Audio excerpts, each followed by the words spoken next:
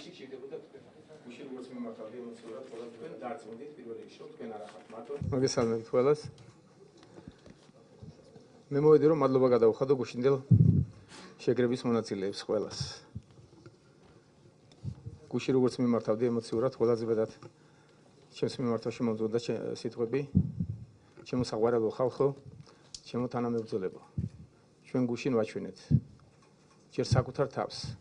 თვითონ ჩვენთაგან ვჭირდებოდა ის რაც მოხდა გუშინ.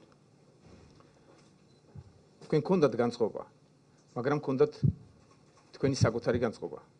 და ყველას გაინტერესებდათ რა განწყობა აქვს თქვენს მეზობლებს და თქვენს მეგობრებს და თქვენს შორებლებს.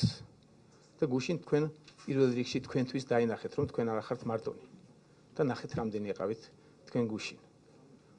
ეს პირველ რიგში გჭირდებოდა თქვენ რომ გამაგრებულიყავით და დარწმუნებულიყავით რომ თქვენ არ ახართ მარტონი. რომ ესეთი მომართულია დღეს თბილისი.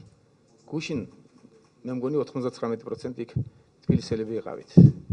თუმცა რეგიონებიდანაც მოახერხეს ჩამოსვლა რამდენიმე ათეულმა თუ ასეულმა, მე ზუსტად ვერ ვიტყვი. ყოველ შემთხვევაში ჩვენ კოალიციას ამისთვის არაფერი არ გაგვიკეთებია სპეციალური, მუშაობა არ ჩაგვიტარებია, მოწოდებებიც არ ყოფილა. აქედან გამომდინარე მე ვთვლი რომ ძირითადად ვიყავით თბილისელები.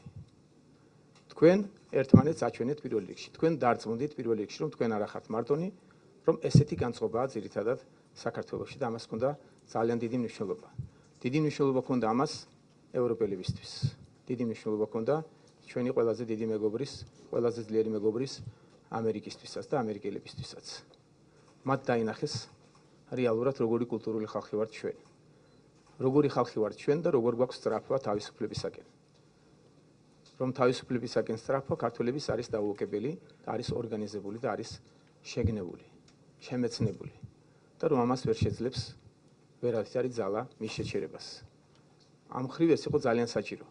არ დაგიმალავთ და ჩემთვისაც ძალიან კარგი იყო ეს რაც მოხდა გუშინ. მე მუდამ ვამტკიცებდი და დღესაც ვიმეორებ რომ ძალიან კარგად ვიცოდი რომ ესე იქნებოდა.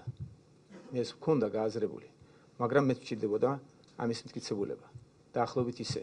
აი კარგად რო გაქვს გამოცდა მომზადებული, 5-იანზე რო ხარ მომზადებული და მაინც განიცდი. მაინც სანამ არ ჩაგიწერეს ნიშანი ჩათვლის სანამ არ მიიღეს 5-იანი, მაინც განცდაში ხარ და აი ესეთი განცდა 5-იანი ალბათ ნაციონალებს გაუხარდებათ ახლა.